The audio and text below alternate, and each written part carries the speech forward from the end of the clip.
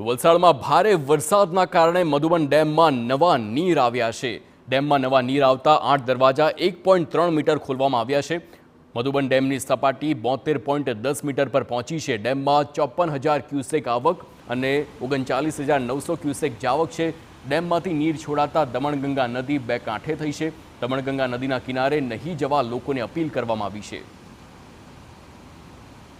વલસાડ જિલ્લામાં સહિત ઉપરવાસમાં પડેલા ભારે વરસાદને કારણે વલસાડની નદીઓ બંને કાંઠે થઈ છે. વલસાડની ઔરંગા નદી, પાર નદી, કોલક નદી અને દમણગંગા નદી બંને કાંઠે થઈ છે અને હાલ અમે ઊભા છે. આપ જે પ્રમાણે મારા પાછળ દ્રશ્યોમાં જોઈ રહ્યા છો, એ દ્રશ્યો છે દમણગંગા નદીના અને જ્યાં મધુબન ડેમમાં પાણીની આવક થતાં મધુબન ડેમના 8 દરવાજા 1.3 મીટરે ખોલવામાં આવ્યા હતા અને જેના કારણે દમણગંગા નદી તે બંને કાંઠે થઈ છે.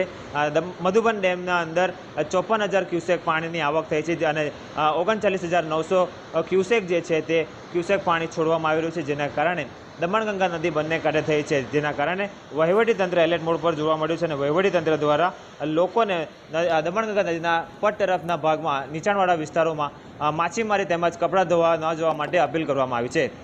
અક્ષય કદમ, TV9 વલસાડ.